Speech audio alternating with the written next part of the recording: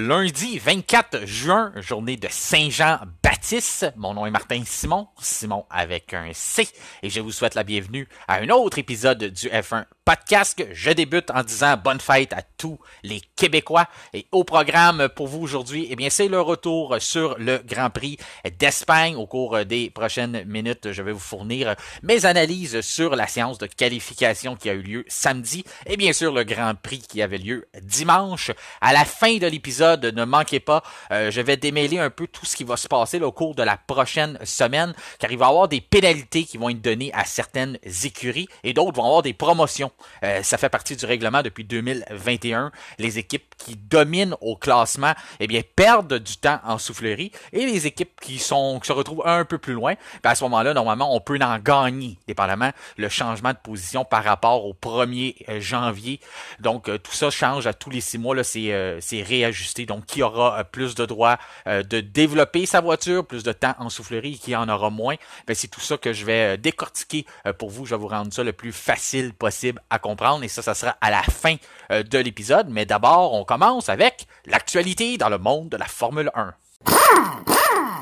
Tout d'abord, dans l'actualité, eh bien, Lawrence Stroll aurait réussi à convaincre le directeur technique de Ferrari, Enrico Cardile, de rejoindre son clan à compter de la saison 2025. Même si la nouvelle n'a toujours pas été confirmée, le récente embauche de la part de Ferrari de Loïc Serra en provenance de Mercedes cacherait un peu tout ça, le fait qu'on était au courant qu'on allait perdre notre directeur technique. Du côté de Lawrence Stroll, eh bien, on sait depuis déjà un certain temps qu'il se cherchait justement quelqu'un pour combler ce poste-là. Notamment, on avait mentionné les noms de Mattia Binotto et aussi le nom de Adrian Newey. Est-ce que ça veut dire que Binotto et Newey ne seront pas chez Aston Martin dans le futur? Ben, ça vient pas confirmer ça nécessairement. On peut simplement décider d'allier le plus de force possible pour être capable de rattraper un peu, pas cette saison, mais de plutôt rattraper ce qui s'en vient dans le futur de les Verts, Aston Martin. Lawrence Stroll avait un plan de 5 ans pour en faire une équipe championne. Est-ce qu'il va y arriver? Ben, il a mis les chances de son côté, bien sûr, avec des investissements majeurs, que ce soit dans l'usine, que ce soit avec un pilote de la trempe de Fernando Alonso. Et il continue dans sa mission d'emmener Aston Martin aux plus grands honneurs. Donc, en faisant ça, ben, c'est sûr que c'est toujours de l'expérience de plus, et ça sera à suivre là, s'il va continuer d'ajouter des membres clés à son équipe, à son département technique en prévision des prochaines saisons. Du côté des pilotes autonomes, ceux qui seront sans contrat à compter de la présente saison, bien, c'est toujours le nom de Carlos Sainz qui retient l'attention. On vous mentionnait que il avait fait une déclaration avant le début du week-end comme quoi il voulait prendre sa décision bientôt, il voulait se concentrer sur le reste de sa saison chez Ferrari, il trouvait que ça avait assez duré. Puis finalement, on a eu comme un revers de situation. En plein milieu du week-end, son clan est venu annoncer que finalement, il n'y aurait pas d'annonce lors du week-end qui était chez eux en Espagne. Qu'est-ce qui aurait pu motiver le fait qu'on retarde et qu'on décide de ne pas prendre notre décision tout de suite? C'est qu'il y a peut-être un joueur qui s'est ajouté. Même s'il y avait eu des rumeurs comme quoi Bruno Famin avait approché Carlos Sainz pour l'avoir chez Alpine, mais là, la nouvelle acquisition, le retour de Flavio Briatore est peut-être venu bousculer un peu tout ça. Peut-être venir apporter un peu de sérieux à cette demande-là. On aurait déposé une offre concrète au clan Sainz. Donc, c'est peut-être là, tout ça, on a décidé de se réviser et de prendre un peu plus de temps pour non seulement analyser les deux offres qu'on avait déjà sur la table, celle de Williams et celle de Audi, mais qu'on veut peut-être analyser plus sérieusement maintenant celle du clan français, c'est-à-dire Alpine. Donc, Sainz mentionne toujours qu'il il veut aller très vite dans cette décision-là, il veut la prendre le plus rapidement possible. Ça pourrait aller avant le Grand Prix d'Autriche, on l'espère, là, ça vient facile à prédire que ça va arriver d'un jour à l'autre. On n'arrête pas de le dire, ça va arriver, ça s'en vient, ça s'en vient, ça s'en vient. Et là, finalement, il y a 3 options sur la table. Je pense pas qu'il y en a vraiment d'autres sérieuses qui peuvent se rajouter. Il va prendre le temps d'écouter ce que Flavio Briatore a à lui dire. C'est un businessman, un fin négociateur, donc c'est sûr qu'il pourrait trouver les arguments peut-être plus béton que ce que Bruno Famin avait déjà présenté à Carlos Sainz. Ça sera à suivre au cours des prochaines semaines. Flavio Briatore en a profité pour mentionner que, sans trop confirmer, il nous l'a quasiment fait, que Gasly serait son pilote, un de ses pilotes pour la saison 2025. Donc on peut quasiment retirer le nom de Pierre Gasly de sur le marché. Si Bruno Famin, avant l'arrivée de Briatore, semblait faire de l'œil là, au jeune Jake Douin, penser que ce serait probablement lui qui remplacerait Ocon, ben peut-être que ça vient un peu changer la perspective. Là. Pauvre, c'est un peu malheureux pour l'Australien de 21 ans qui pensait avoir sa première journée d'essai lors du Grand Prix de Montréal. Finalement, il y a eu la pluie, il y a seulement eu un tour. Il pensait peut-être commencer à sécuriser son banc pour l'an prochain. Puis là, l'arrivée de Briatore va peut-être venir bousculer ça. Peut-être que Briatore ne veut pas nécessairement y aller avec un jeune, veut y aller avec deux vétérans pour remonter l'écurie alpine. Il y a aussi la rumeur, ben c'est plus une rumeur, ça c'est confirmé, qu'on prend en considération Schumacher, le jeune Schumacher, Mick Schumacher, pour ce banc-là l'an prochain. Il va avoir une journée de tests au circuit Paul Ricard en France. Il va piloter une Alpine de les dernières générations. Et lui, il n'a pas piloté en F1 depuis 2022. Donc, ce serait un retour pour lui. Il est présentement en hypercar. Donc, il conduit justement pour Alpine. Il est toujours pilote de réserve chez Mercedes. Mais il a quand même ce lien-là. Là. Il a déjà performé, fait des courses dans le championnat du monde d'enduro en représentant les couleurs d'Alpine. Donc, ça va être à surveiller. Est-ce qu'il pourrait se négocier un retour en F1? Est-ce que Sainz pourrait venir lui empêcher d'avoir cette opportunité-là si jamais il décidait de s'allier à Alpine pour la prochaine saison. Donc, il y a tout ça encore sur la table. Est-ce que le dossier avance? Ben, c'est dur à dire, parce que toutes les semaines, il se rajoute quelque chose. On n'a toujours pas de conclusion, on n'a toujours rien à vous annoncer, mais on vous garde au courant. On essaie le mieux possible de vous donner les détails qui se déroulent au fur et à mesure dans ce dossier-là. C'est ce qui conclut l'actualité pour aujourd'hui. Maintenant, passons à la journée de samedi. Eh bien, vous savez que depuis quelques semaines, l'écurie McLaren est en feu. Eh bien, samedi, elle était littéralement en feu puisque leur motorhome, leur repère, ces espèces de grands immeubles qu'on apporte en Europe qui sont magnifiques d'ailleurs, où ce que les équipes peuvent établir leur repère lors d'un week-end. Eh bien, les pompiers ont été dépêchés à l'endroit où ce que McLaren ont leur motorhome tôt samedi, juste avant la séance, la troisième séance d'essai libre pour un début d'incendie. Là, on dit qu'on parle de pas loin des cuisines, possiblement un trouble électrique, que ça a commencé dans un plancher. Ça a fait des dommages considérables. On se demande même qu'est-ce qu'on va être capable de faire. Là, si on va être en mesure un peu de réparer ça ou de trouver un plan de rechange pour les prochains Grands Prix, parce que ça tombe un peu mal. Là. On est sur une série de 3 Grands Prix en 3 semaines en Europe. Donc, Zach Brown n'avait pas encore nécessairement toutes les réponses à ces questions-là dimanche, mais ça reste à voir. Mais la bonne nouvelle, c'est qu'il n'y a pas eu de blessés. Il y a simplement eu des dommages matériels. On a eu peur à un certain moment même parce que l'équipement des pilotes se retrouvait à l'intérieur, notamment les casques, leur uniforme.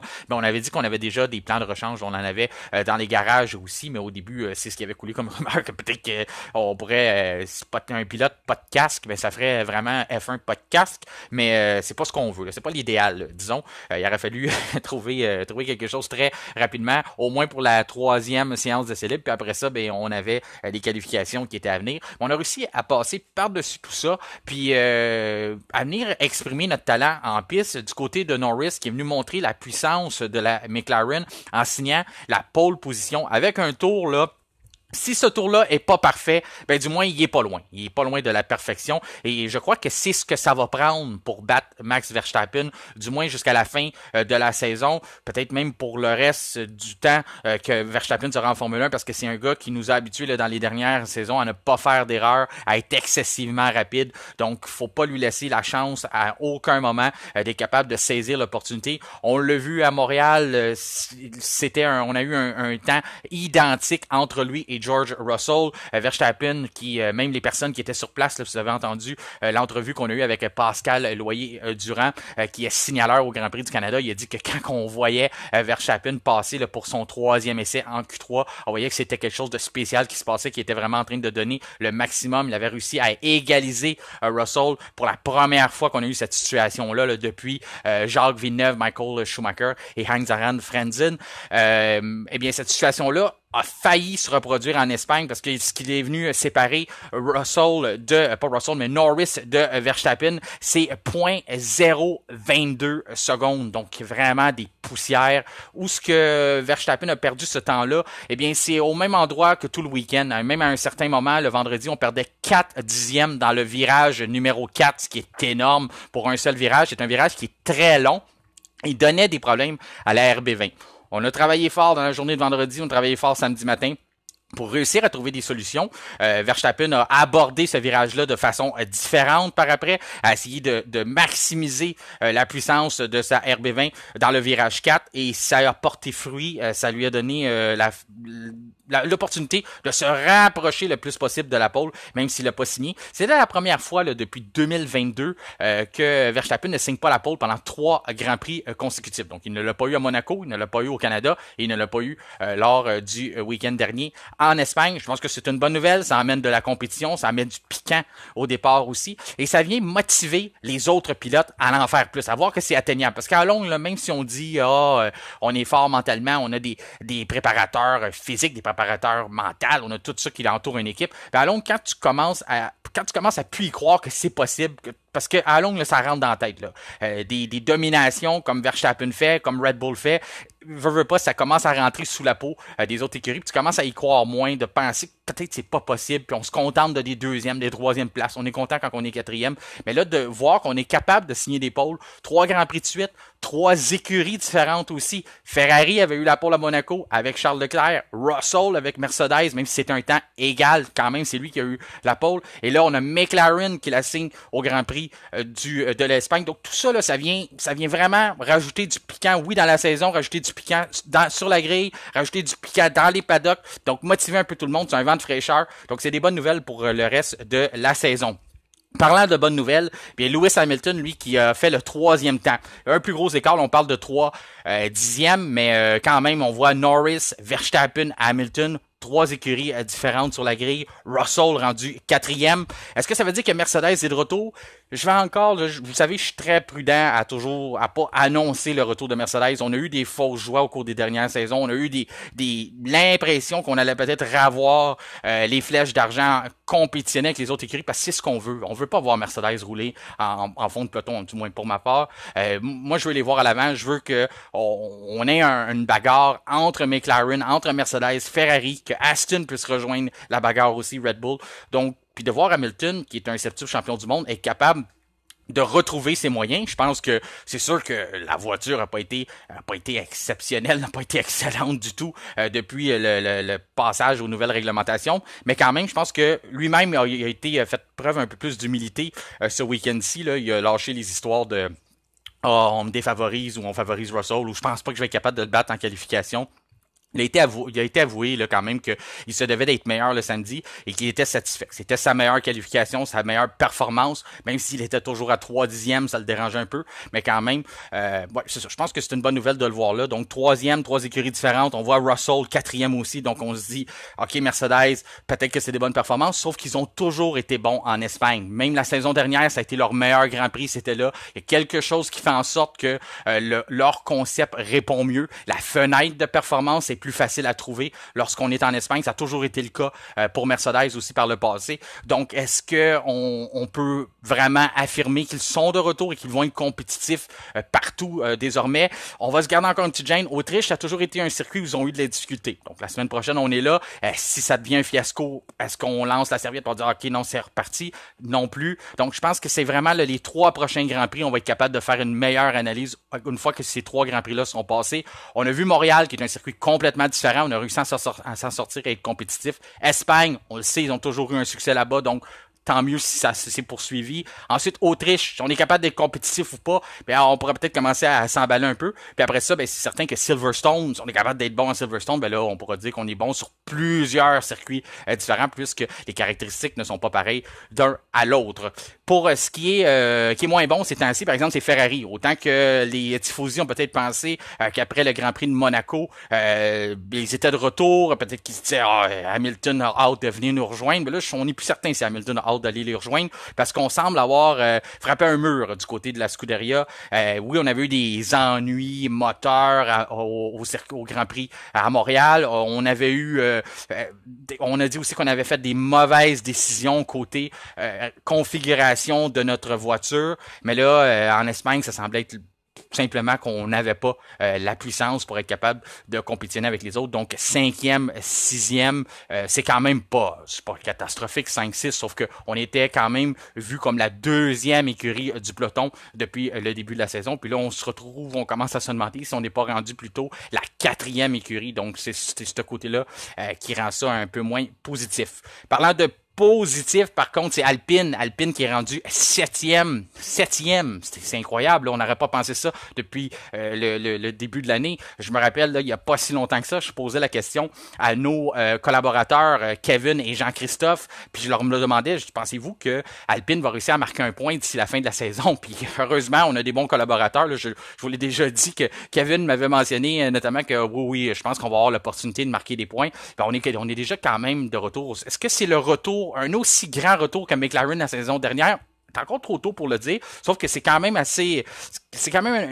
une bel accomplissement là, d'être la 19e, 20e voiture dans les essais, de se présenter au premier Grand Prix de la saison, puis d'être en fond de peloton, puis là d'être rendu dans un top 10 assez régulier. Je pense qu'il y a de quoi quand même de positif à travers ça. Il y avait même Fernando Alonso qui a fait une déclaration au début du week-end pour dire qu'il y a quelque chose qui va pas bien, puisque on était derrière Alpine à Monaco, on était serré avec eux au Canada, puis là on est rendu quasi pratiquement 1/10 en arrière d'eux. Donc eux ils s'améliorent et nous on régresse. C'est pas le genre de phrase que Lawrence Stroll veut entendre, sauf que Fernando Alonso est reconnu pour dire la vérité. Puis quand on regarde les statistiques, eh bien il a dit vrai Fernando Alonso. Alpine a vraiment passé devant Aston Martin pour le Grand Prix d'Espagne. Ça veut pas dire que ça va être partout comme ça, mais Alonso a quand même déclaré qu'il s'attend à avoir 3 week-ends difficiles en attendant des améliorations. Il dit que les solutions sont à l'usine, quand même été montré une lueur d'espoir là, pour les Verts en disant que on a des solutions, sauf que ce qu'on a été capable de comprendre, c'est qu'ils n'arriveront pas de sitôt puisqu'on pense que les 3 prochaines semaines pourraient être compliquées. Il a même mentionné que ça va peut-être aller à la pause qui va arriver après le Grand Prix de Belgique. Ça nous emmène à non seulement Autriche, Silverstone et ensuite Belgique. Donc encore 3 autres semaines plus que ce qu'on vient de vivre lors du dernier week-end. Donc ça reste à voir, mais c'est pas les nouvelles qu'on va entendre bien sûr dans le clan Aston Martin.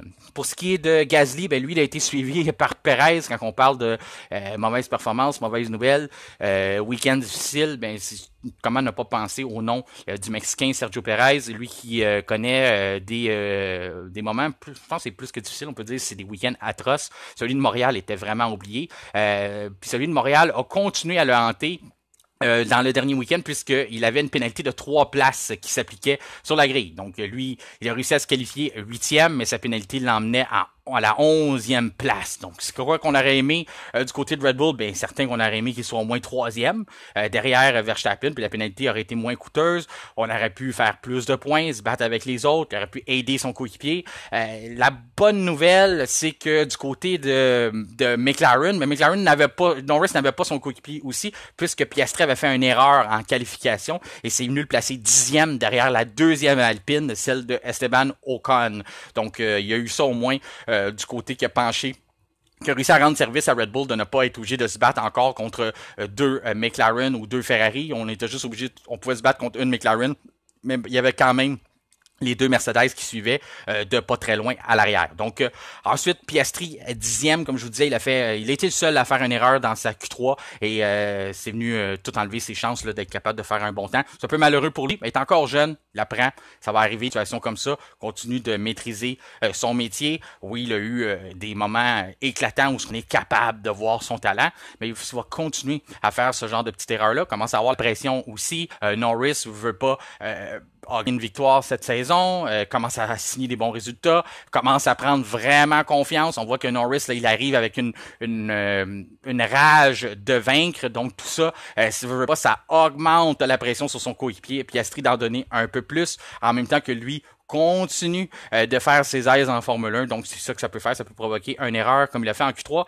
pour signer le 10e temps.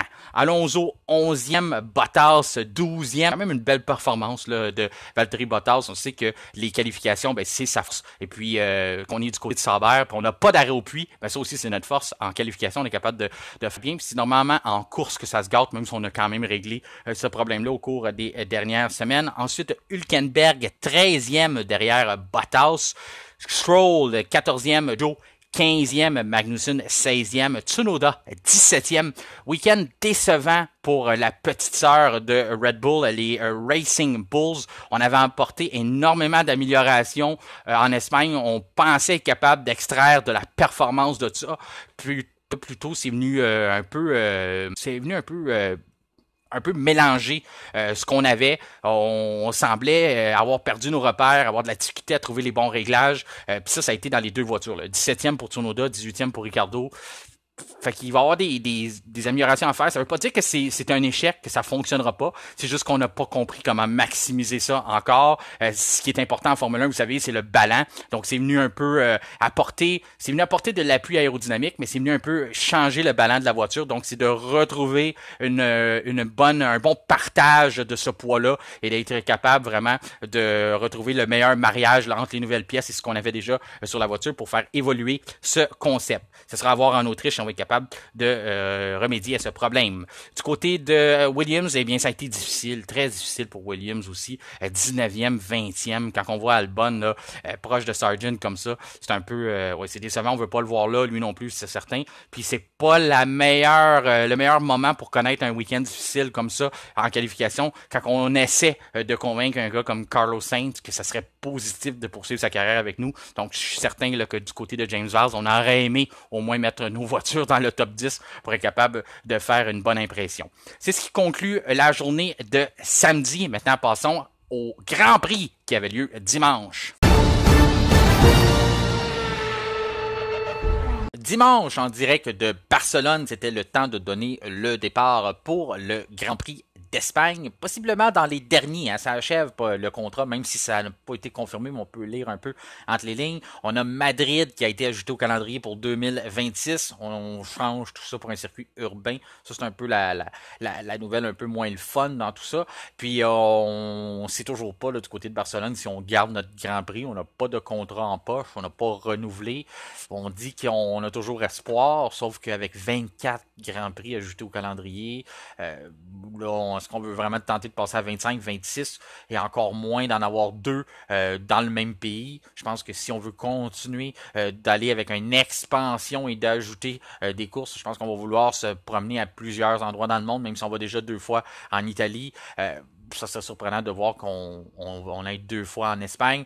On ne sait jamais, on peut avoir des revirements de situation. Pour ma part, j'aimerais mieux garder un circuit classique comme celui de Barcelone plutôt que d'aller dans un circuit urbain. On va quand même donner sa chance, on ne sait jamais. Niveau tracé, ça peut donner des bons spectacles quand même. Sauf que ce côté-là, là, plus conservateur du sport, là, d'avoir ces fameux circuits-là qu'on voit déjà depuis 1991, qui ont une histoire qu'on peut vraiment venir faire des comparatifs avec le passé, regarder les anciennes courses, voir ce qu'on fait maintenant, comparer les temps aussi, les nouvelles F1 aux anciennes F1, tout ça, ben, c'est un peu dommage là, quand on quitte et on s'en va ailleurs. Lorsque les circuits sont désuets ou ce qu'on doit passer à autre chose, ça je peux le comprendre, mais Barcelone, on a quand même fait des améliorations au cours des dernières années. On a enlevé la chicane, notamment dans la dernière ligne droite. Je pense que ça l'a aidé. C'est pas parfait, mais il n'y a pas de circuit parfait là, sur le calendrier. Donc, il y a encore ces petites problématiques-là, sauf que ça donne quand même un bon spectacle. Puis c'est surtout impressionnant de voir les F1 sur ce circuit-là, là, année après année.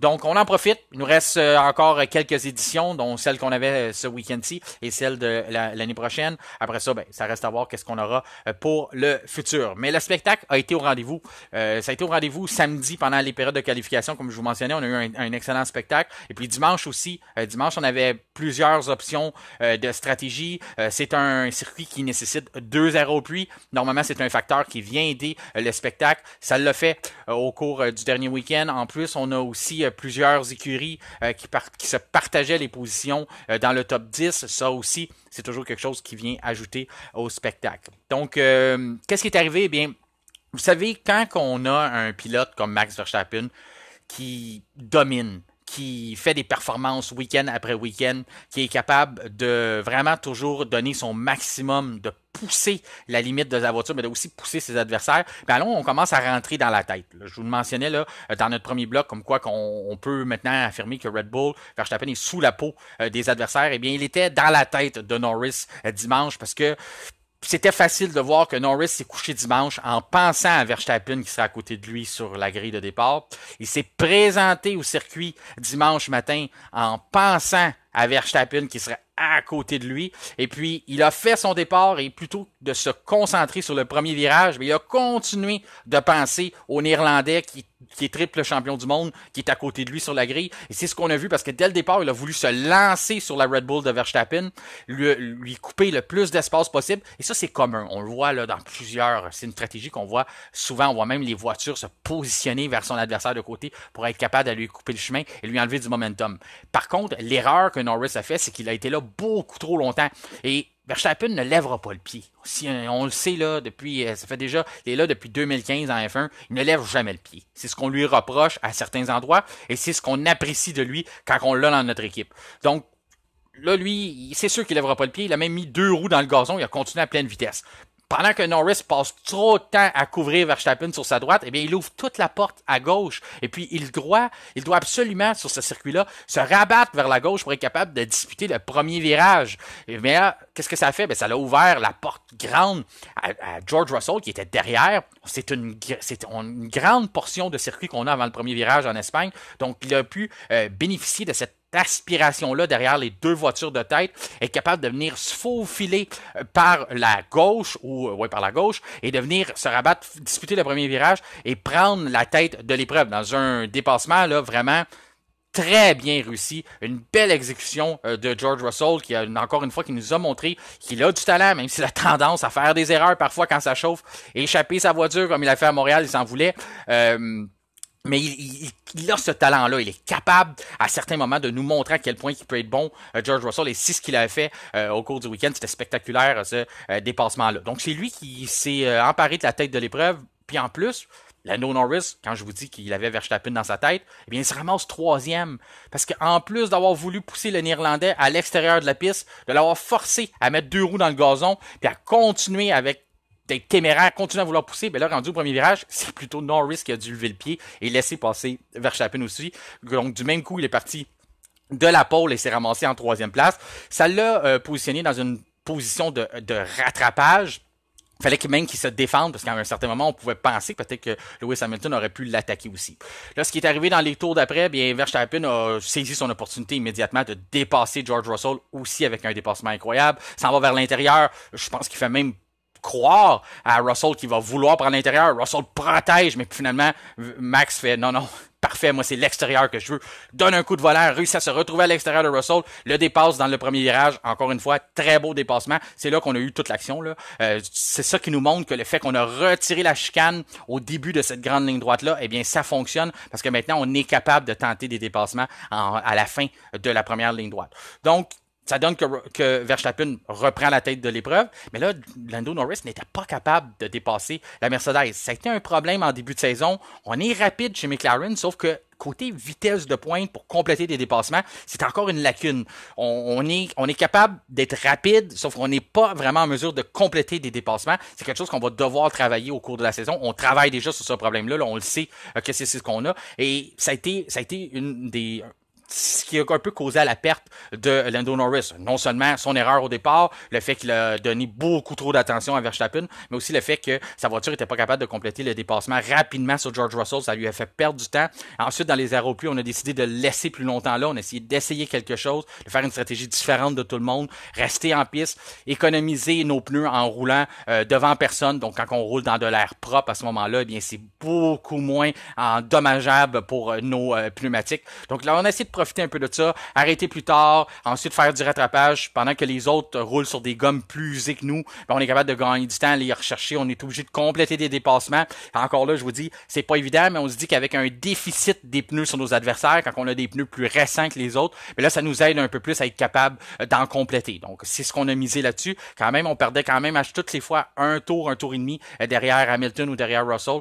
Tout ça pour essayer de remonter à Verstappen. Puis en fin d'épreuve, on a tout simplement manqué de temps. On n'a pas été capable de rejoindre. On a aussi fait du côté de Red Bull, quand on parle d'exécution, que tous les petites choses doivent rentrer en place pour être capable de connaître du succès comme qu'on est capable depuis plusieurs saisons. Ben c'est encore une fois sur les arrêts au puits. On a fait un arrêt au puits qui était en dessous de la barre des 2 secondes, ce qui est assez exceptionnel. Et puis là, c'est pas qu'on a été mauvais du côté de McLaren, mais on n'a pas été capable de faire un arrêt au puits aussi compétitif. Puis à ce moment-là, ben quand on est sur la barre des 2 secondes d'un côté, tous les petits dixièmes de seconde qu'on accumule de l'autre côté, ben ça devient extrêmement dommageable que lorsqu'on retourne en piste. Donc ça aussi, ça l'a pas aidé Lando Norris au cours du week-end. Donc, comme je vous disais, Lord Verstappen remporte le Grand Prix. C'est là que ça avait commencé pour lui en 2016. Sa première course avec Red Bull. Il avait gagné son premier Grand Prix en Espagne. Là, il en gagne un 3e consécutif. C'est un 2e tour du chapeau de suite puisqu'il avait gagné les 3 dernières éditions du Grand Prix du Canada. Là, il a remporté les 3 dernières éditions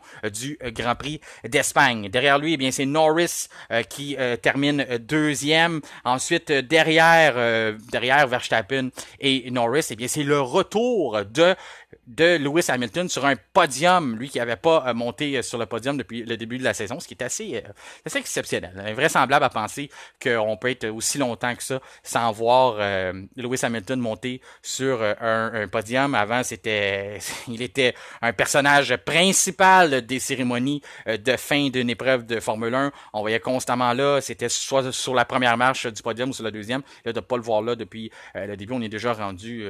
on a passé le tiers de la saison, donc c'est assez invraisemblable. Donc, 3e pour Hamilton, 4e pour Russell. Russell, comment il a pu être premier au début de l'épreuve puis se ramasser 4e à la fin? Mais il y a eu une mauvaise gestion. On a pas fait les meilleures stratégies possibles. Comment que ça fonctionne? Ben lorsqu'on se qualifie avant, c'est comme ça qu'on fonctionne chez Mercedes. On fonctionne comme ça dans d'autres écuries aussi.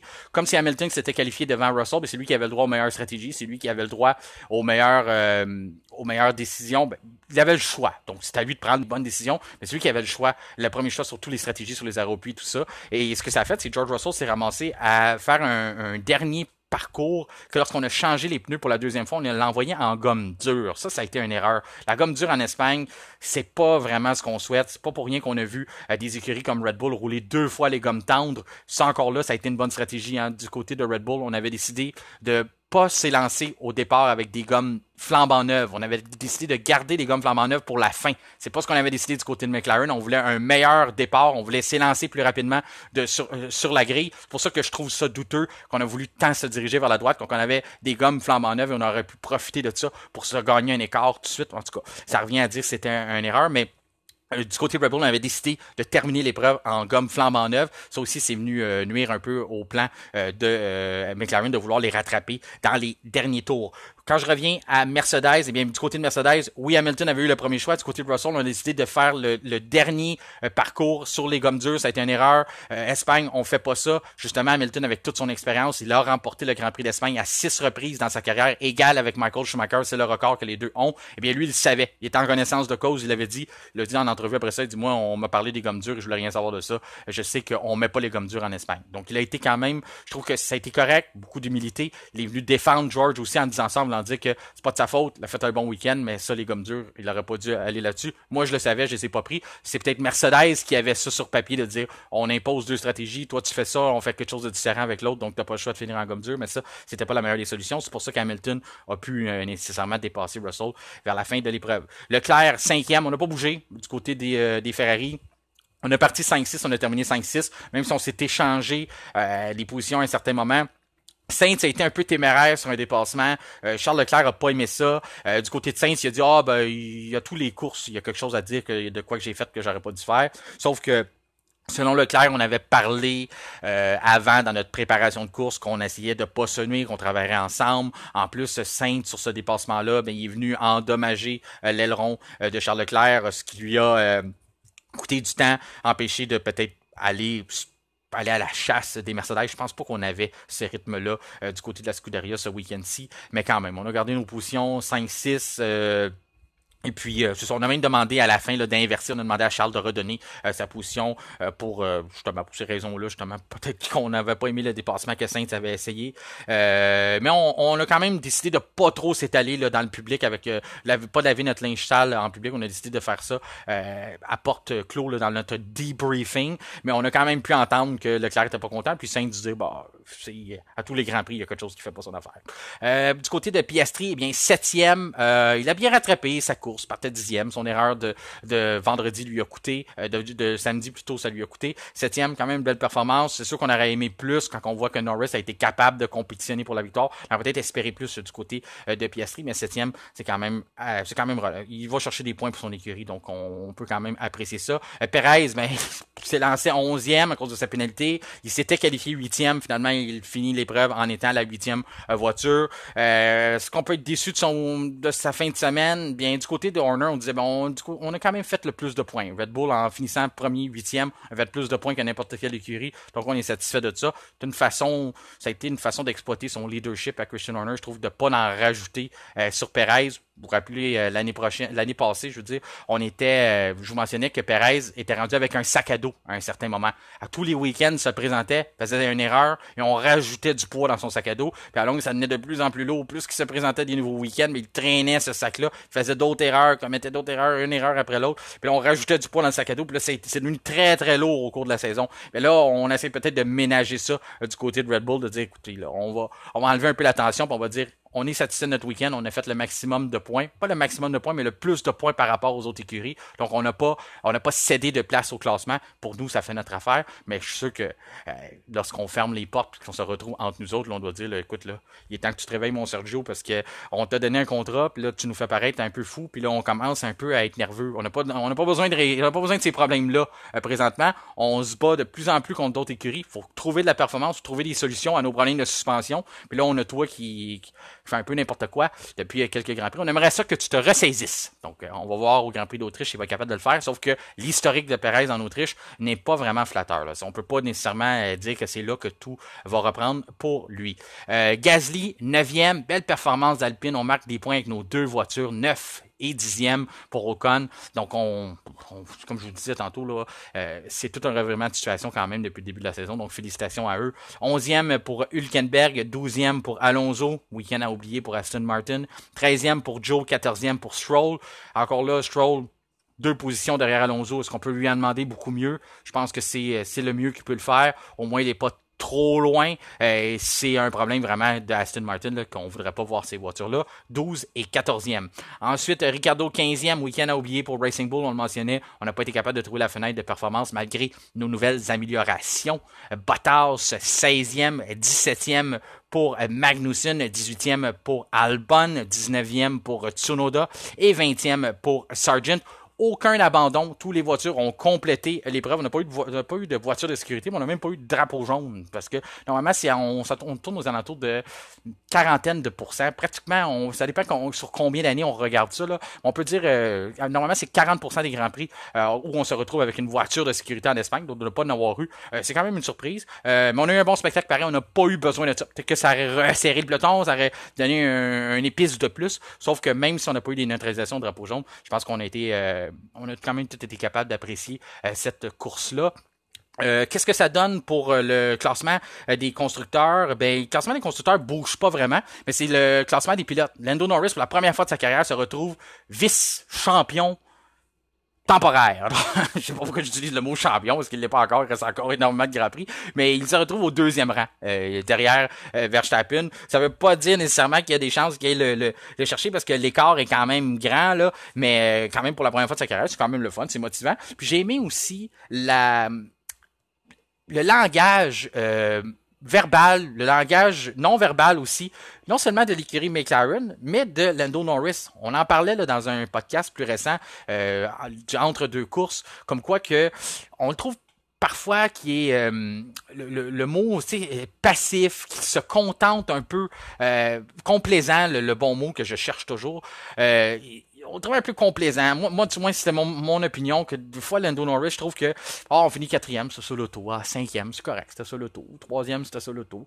Mais de pas cette hargne-là, là, qu'on peut attaché notamment à des gars comme Lewis Hamilton lorsqu'il a débuté sa carrière, Schumacher plus tard, Verstappen la même chose, que même quand on n'a pas la meilleure voiture, on est fâché, on veut gagner, certains vont dire ben là ils chialent, ils boudent quand ils gagnent pas. Mais ces gars-là poussent leur équipe à amener la voiture à un autre niveau, à amener leur meilleur game à tous les week-ends, parce que ces gars-là en redemandent toujours plus. Même quand Verstappen gagne, il en veut plus. Mais ça, c'est ce que je pouvais reprocher. C'était ma seule reproche à Lando Norris, parce que le talent, il est excessivement rapide. Sauf que je trouve que des fois, il se contentait de peu. Mais ça a disparu.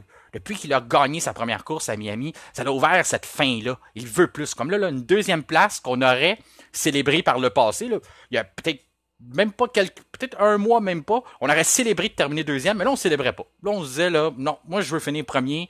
J'avais l'opportunité de finir premier. J'ai échappé cette opportunité-là aujourd'hui pour l'équipe. Donc, je suis pas content. C'est pas vrai que je vais célébrer avec un trophée de numéro 2. Moi, c'est le trophée de numéro 1 que je veux maintenant. Et cette attitude-là, je la salue. C'est ce qu'on a besoin pour ramener cette compétition-là sur la grille. Donc, ça, là, vraiment, c'est la première chose qui m'a sauté aux yeux de voir comme, il n'est plus satisfait de terminer deuxième. C'était la même chose du côté de l'écurie. Donc, ça, c'est positif pour le futur. On a faim du côté de McLaren. On a goûté au trophée. On a goûté à la première place du podium. On a bu le champagne des champions. Donc, on veut continuer, on veut revivre cette expérience-là d'ici la fin de la saison. Donc, tout ça, là, ça peut être que du positif pour le futur.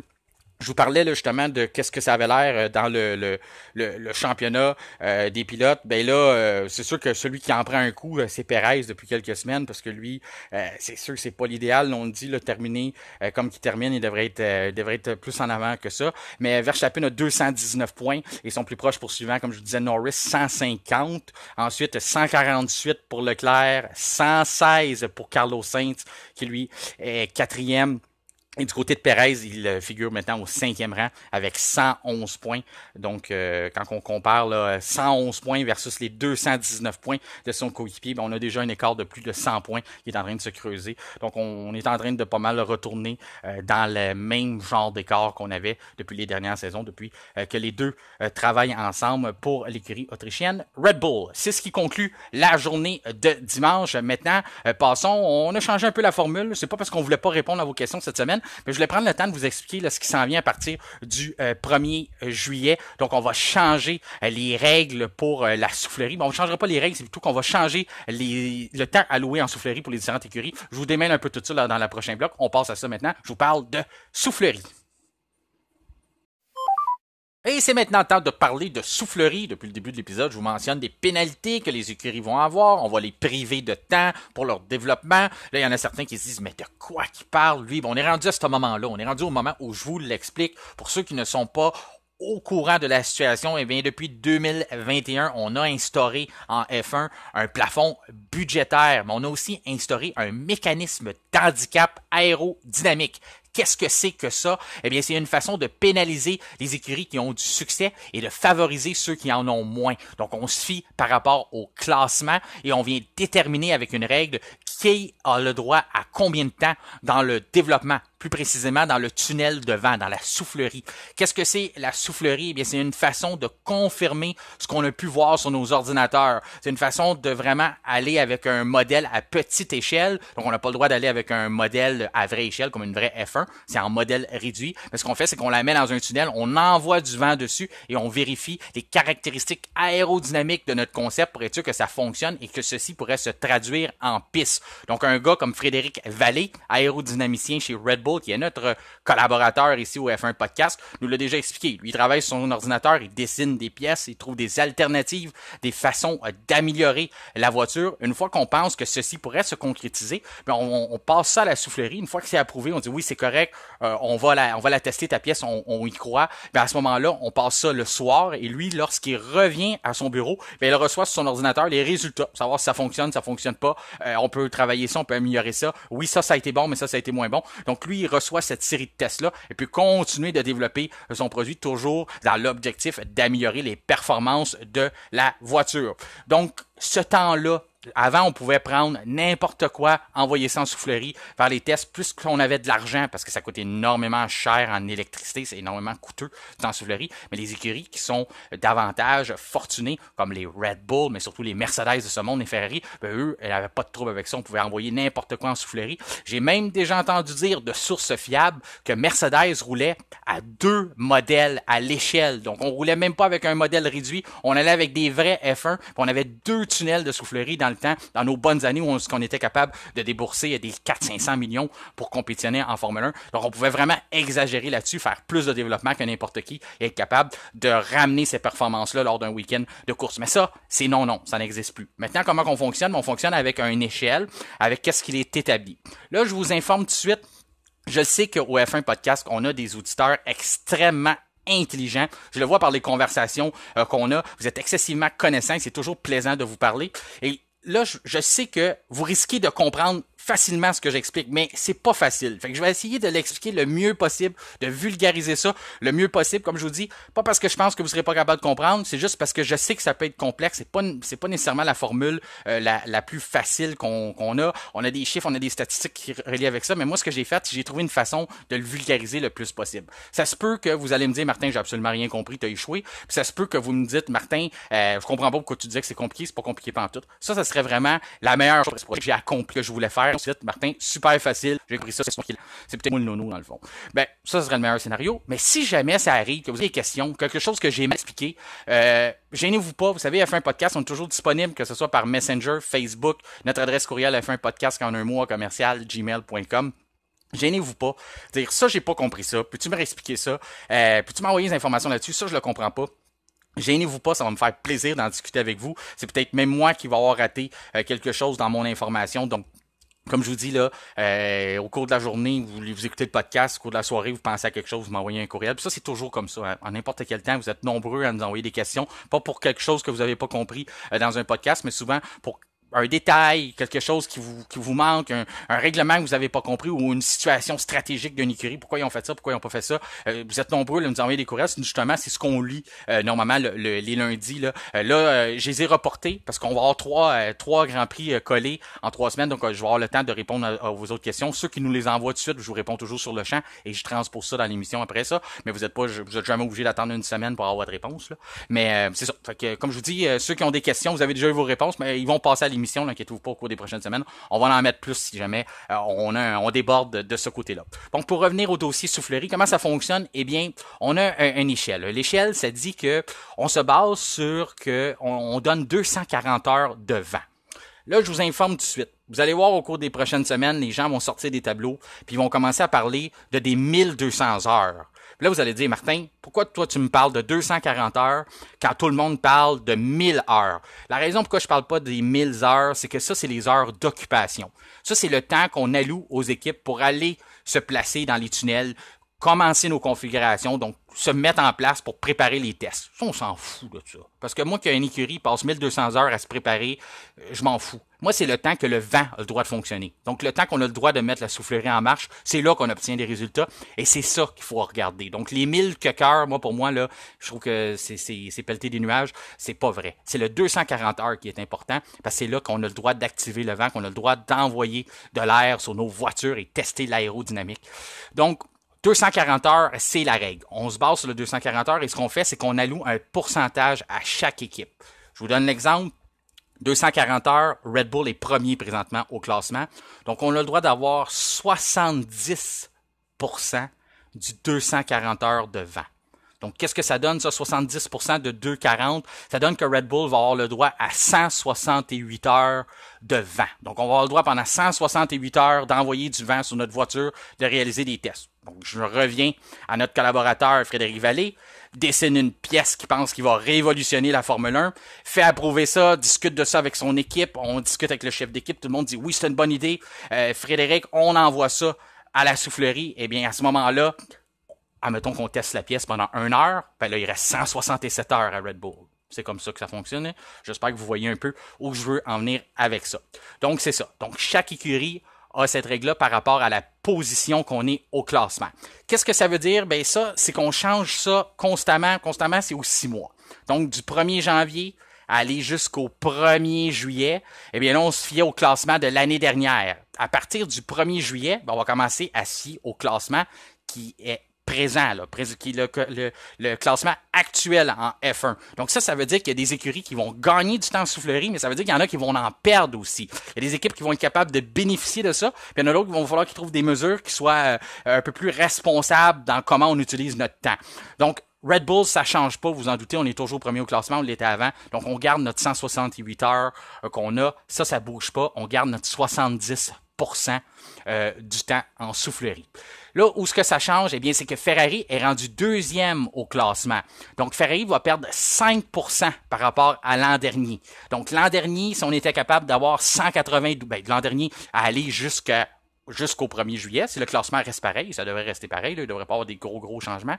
Mais pour l'instant, avec le classement actuel, Ferrari perdrait 5% de leur temps. Donc, plutôt que d'avoir 192 heures, on tomberait à 180 heures. Donc, 12 heures de moins de soufflerie. Ça, ce que ça donne, ben, c'est sûr que ça fait moins de pièces, faut faire attention à ce qu'on teste. Donc, ça aide les autres écuries à monter, mais on a quand même plus de temps que ce que Red Bull a. Du côté de McLaren aussi, on va perdre 5% de notre temps en soufflerie par rapport à l'année dernière. Pourquoi qu'on perd 5%? Parce que maintenant, on tombe à 192 heures. Donc, avant, McLaren était quatrième au classement. Donc, on avait 85% du temps en soufflerie. Et maintenant, on va passer à avoir 80% du temps en soufflerie. Donc, on vient juste là de perdre par rapport au début de l'année. Mais on vient de perdre aussi 5% là, sur notre temps en soufflerie. Du côté de Mercedes, ben, eux, on va bénéficier d'avoir plus de temps. Puisqu'on avait fini deuxième au classement et qu'on est maintenant rendu quatrième, eh bien, c'est un écart de 10%. Donc, on vient de gagner 10% en soufflerie. Donc, on passe de 180 heures à 204 heures. Donc, on gagne du temps. Donc, on a plus de temps pour essayer de développer nos voitures, trouver des solutions. Donc, ça aide Mercedes. On était deuxième la saison dernière, on l'est plus. Ça nous aide à remonter le peloton, à rattraper cet écart-là qu'on pourrait avoir creusé avec les autres écuries. Puis en même temps, on le voit, les écuries qui étaient derrière nous, qui ont eu plus de temps en soufflerie, ben, ils nous ont rattrapé les autres. Fait que là, il y a eu un écart. Donc, on peut voir que la situation, ça fonctionne quand même. Jusqu'à ce moment-là, j'espère que je vous ai pas perdu. J'espère que j'y vais de façon le plus claire possible. Donc, 5% d'écart par position. C'est la règle. On part du 240 heures, on perd 5% toutes les fois qu'on avance. Donc, on perd 5% sur le 240 heures. Aston Martin, on reste au même niveau. Comme Red Bull, on n'a pas bougé de position, on est dans la même position qu'on était l'an dernier. Donc, on conserve nos 216 heures de temps en soufflerie, de temps de vent.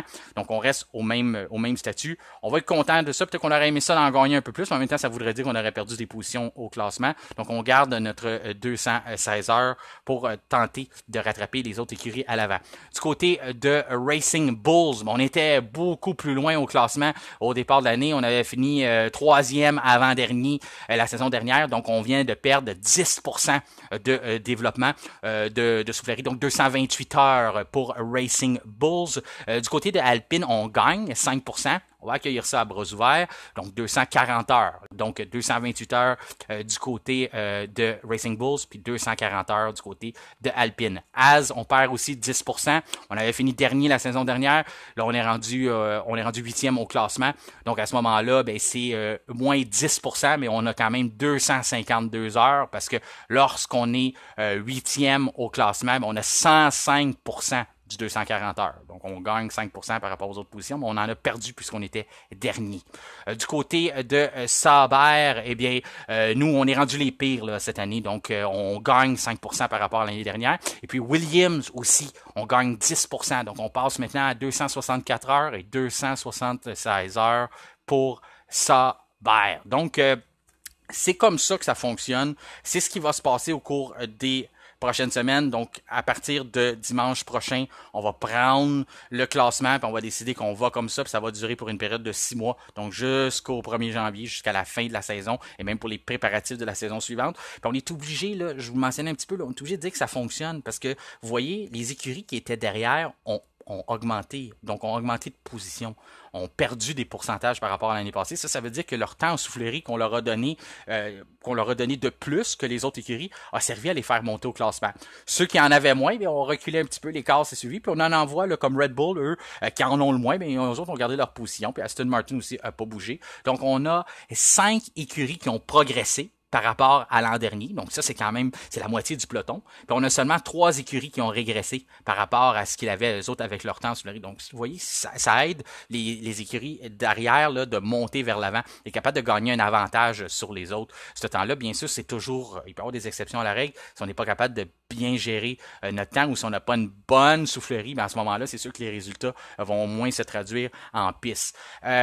Je vous le dis d'une autre façon, peut-être je me dis, des fois, hein, vous savez, on est tous différents. Il y en a qui comprennent d'une façon, il y en a qui comprennent de l'autre. Je vous le donne d'une autre perspective, admettons.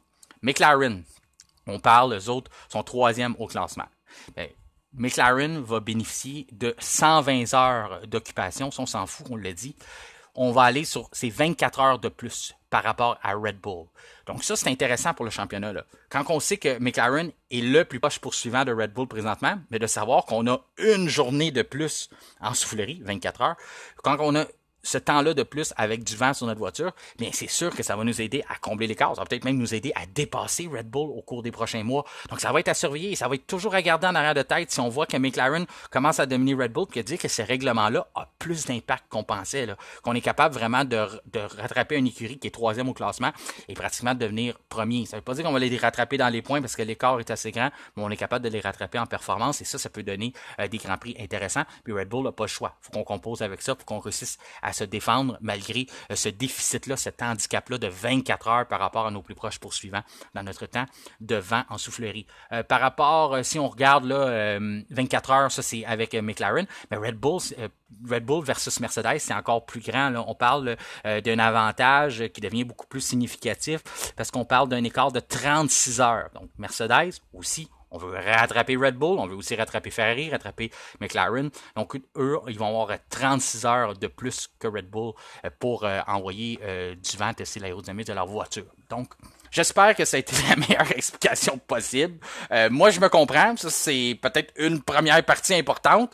Mais après ça, c'est êtes-vous capable de le comprendre quand moi je l'explique? Comme je vous dis, j'espère que vous allez m'envoyer des courriels. Vous allez dire, c'est mission accomplie, Martin, j'ai compris A1. Mais comme je vous dis, soyez pas gênés de m'envoyer puis de dire non, ça a été un échec. Moi, j'ai absolument rien compris. Ça va me faire plaisir de vous l'expliquer, de trouver d'autres manières pour l'expliquer d'une meilleure façon. C'est ce qui conclut notre épisode du lundi 24 juin, jour de Saint-Jean-Baptiste. Bonne fête encore à tous les Québécois. Notre prochain rendez-vous sera déjà vendredi en marge du Grand Prix d'Autriche en direct du Red Bull Ring. On va être là pour vous fournir votre guide pour le week-end. Donc, vous donner le plus d'informations possible pour que vous puissiez en profiter pleinement. D'ici là, eh bien, je vous remercie de faire confiance à F1 Podcast. Mon nom est Martin Simon avec un C, et je vous souhaite une excellente semaine.